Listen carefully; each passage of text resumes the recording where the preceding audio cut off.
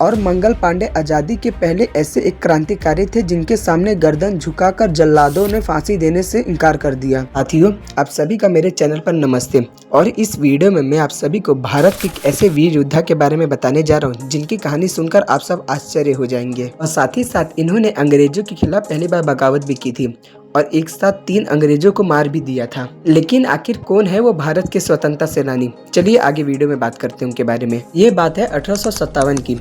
क्रांतिवीर और आजादी की लड़ाई में भागीदारी निभाने वाले क्रांतिकारी वीर सपुत्र मंगल पांडे जी की।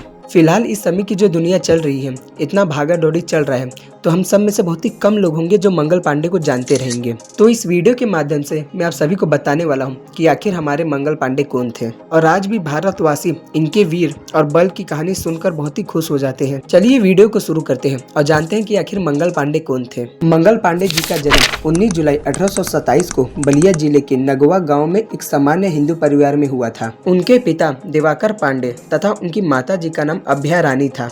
और आप सभी के जानकारी के लिए बता दूं, मंगल पांडे शरीर से स्वस्थ, बहादुर और साहसी और एक अच्छे सैनिक के गुण थे और साथ ही साथ गंभीरता के लिए भी जाने जाते हैं। मंगल पांडे का नाम भारतीय स्वाधीनता संग्राम और अग्नि योद्धाओं के रूप में लिया जाता है। उनके द्वारा भड़काई गई क्रांति की ज्वाला ने ईस्ट इंडिया कंपनी का शासन बुरी तरीके से हिला दिया था। और ईस्ट इंडिया कंपनी के बारे में तो आप सब जानते रहोगे।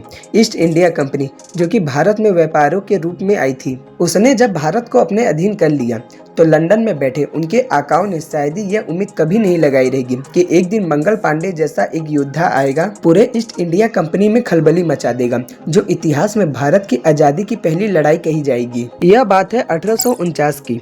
1849 में Mangal Pandey British East India Company की सेना में शामिल हुए और बैरकपुर की सैनिक छावनी में बंगाल नेटिव इन्फेंट्री यानी कि BNI की 34वीं रेजिमेंट में पैदल सेना के सिपाही रहे। मंगल पांडे के मन में ईस्ट इंडिया कंपनी की स्वार्थी नीतियों के कारण अंग्रेजी हुकूमत के प्रति पहले से ही नफरत बहुत ही ज्यादा थी। जब सेना की बंगाल इकाई में इनफील्ड P53 राइफल में नई कारतूसों को इस्तेमाल करना शुरू किया गया, तो आप सभी की जानकारी के लिए बता दूं कि इन कारतूसों को बंदूक के अंदर डालने से पहले मुंह से खोलना पड़ता था। तो फिर सैनिकों के बीच में ऐसी एक खबर फैल गई कि इन कारतूसों को बनाने के लिए गाय की चर्बी और सुअर का चर्बी यूज किया जाता है, जो कि आप सभी को भी पता है हिंदू और मुसलमान दोनों के लिए गंभीर और धार्मिक विषय बन गया था। तभी हिंदू और मुसलमान दोनों धर्मों के सैनिकों के मन में अंग्रेजों के खिलाफ नफरत से पैदा हो गई। और फिर इसके बाद 9 फरवरी 1857 को जब कारतूस देसी पैदल सेना को बांटा गया, तभी मंगल पांडे ने उसे न लेने से इनकार कर दिया और साथ ही साथ अंग्रेजों के खिलाफ विरोध जता दिया।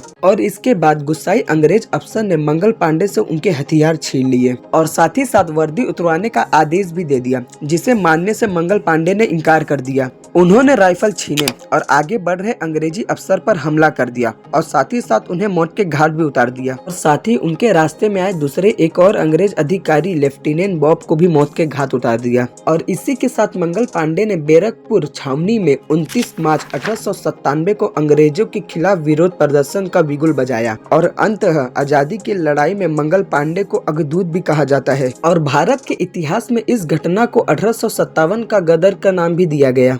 और इसके बाद मंगल पांडे जी को अंग्रेजी अफसरों द्वारा गिरफ्तार कर लिया गया तथा उनके ऊपर कोर्ट मार्शल द्वारा मुकदमा भी चलाया गया और साथ ही साथ उन्हें फांसी की सजा दे दी गई। अंत 1857 की आजादी की क्रांति के सबसे पहले नायक मंगल पांडे, उस समय अंग्रेजों को फिरंगी के नाम से भी जाना जाता था।